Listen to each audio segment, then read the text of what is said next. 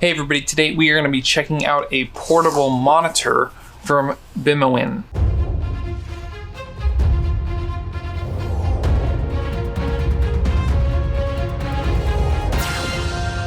If you're like me, you've been curious about portable monitors and wanted to check them out. So this is a 17-inch one. So this 17.3-inch monitor is quite large for a portable display.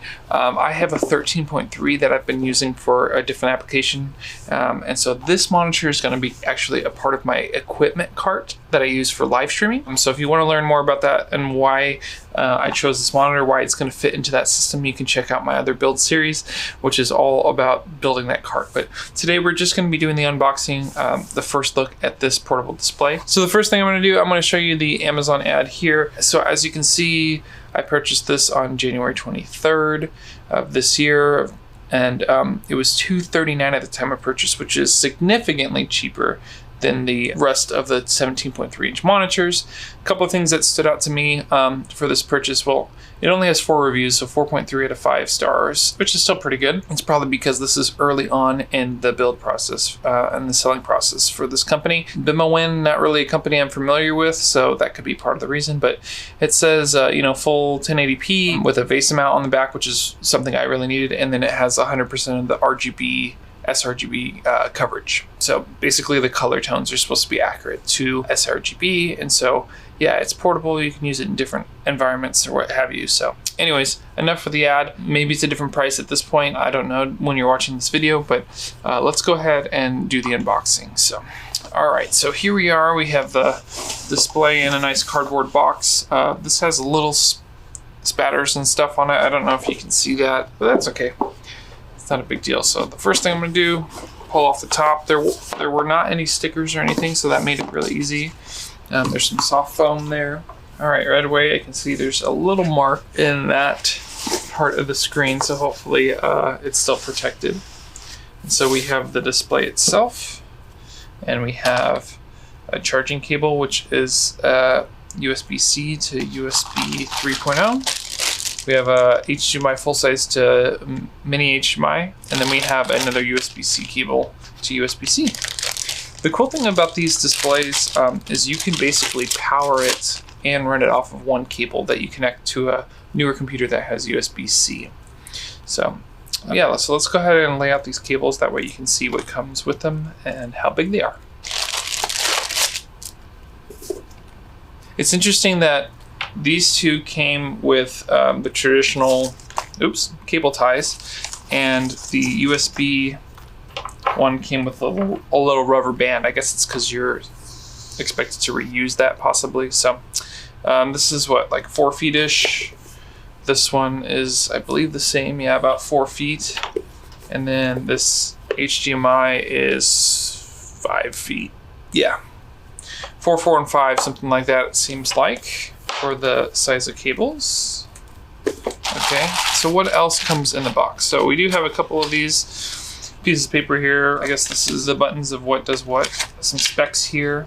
That's wrong. It says that the screen size is a 15.6, so I guess I can actually measure to see which one they gave me, but I'm pretty sure it's a 17.3 because that's what's on the box. So this basic parameter, they must have one of these books for multiple things. So all right, cool.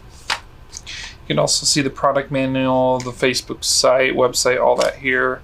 And there is a 3-year warranty if you activate it. So do that if you'd like. There's also this little white box in here. And this has charging brick because there's no battery in it. This is a power brick, so you can plug that in and run the power off of that. In my case, I'm going to be using it with USB-C, so it's not as relevant. And then there's also this little stand which folds. Let's see how well this thing folds. I guess it goes like that. I guess. Sure. Stand. Yeah. Collapsible stand. I don't know if I'll use that. But that's pretty much it for the box. So I'm going to set that off to the side. And actually, I don't need any of these cables for now, except for maybe the USB-C cable, just to make sure everything works. Carefully slide this guy out of the case here. So yeah, right away it comes shipped in this cover, in this case like this. And then that's the screen itself. So I'm going to rotate it around here. Yeah, looks pretty solid. Yep, this is definitely a 17-inch display. So no questions there, just that paper was incorrect. So, all right, so looking at the device, there is a set of screws, 1, 2, 3 at the bottom here.